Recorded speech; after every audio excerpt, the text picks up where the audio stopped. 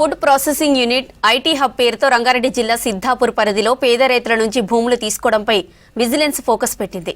కోట్ల విలువైన 100 ఎకరాల భూములను బీఆర్ఎస్ లీడర్లు బలవంతంగా లాక్కున్నారనే ఆరోపణలున్నాయి. ఈ వ్యవహారంపై విజిలెన్స్ అధికారుల విచారణలో అనేక విషయాలు బయటపడుతున్నాయి.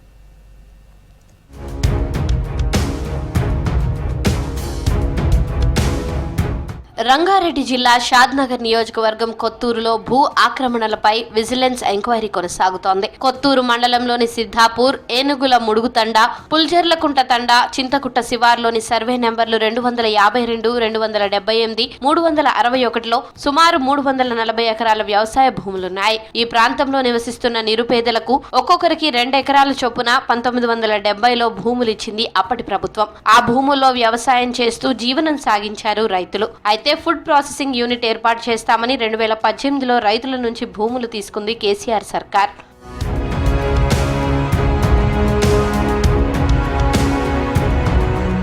ఫుడ్ ప్రాసెసింగ్ యూనిట్ ఏర్పాటైతే ఉపాధి దొరుకుతుందన్న ఆశతో కొందరు రైతులు భూములు ఇచ్చేందుకు అంగీకరించారు. ఇదే అదునుగా ఇష్టం ఉన్నా లేకపోయినా మిగతా రైతుల నుంచి 100 ఎకరాల భూములను అప్పటి ప్రభుత్వం బలవంతంగా తీసుకుందనే ఆరోపణలున్నాయి. పైగా నష్టపరిహారం చెల్లింపుల్లోనూ అక్రమాలకు పాల్పడ్డారని చెప్తున్నారు బాధితులు. మార్కెట్లో కోట్ల రూపాయల విలువైన భూములకు 10 లక్షలు ఇస్తామని చెప్పి అన్యాయం చేశారని వాపోతున్నారు.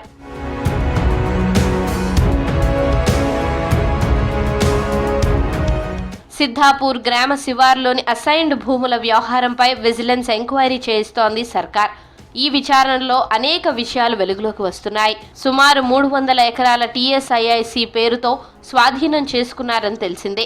రైతుల పేరిట నష్టపరిహారాన్ని బీఆర్ఎస్ లీడర్లు తమ బినామీల అకౌంట్లకు మళ్లించారని గుర్తించారు అధికారులు. బాధితులందరికీ సగం మాత్రమే చెల్లించి మొత్తం డబ్బు వేరే ఖాతాల్లోకి మళ్లించినట్లు తేల్చారు.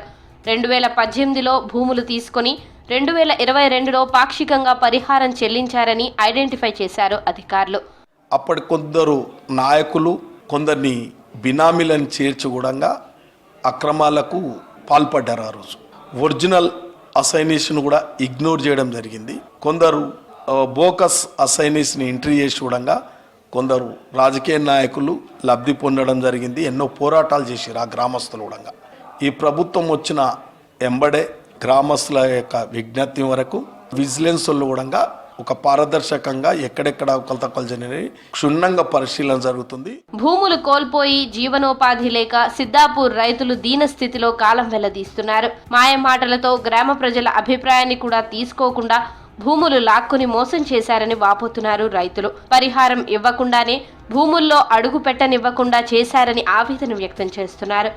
రికార్డులు తారుమారు చేసి నిజమైన భూ యజమానులకు పరిహారం ఇవ్వలేదంటున్నారు. ప్రభుత్వం అక్రమాలకు పాల్పడిన వారిని గుర్తించి వారిపై చర్యలు తీసుకోవాలని, తమ భూములను తిరిగి ఇప్పించాలని కోరుతున్నారు బాధితులు.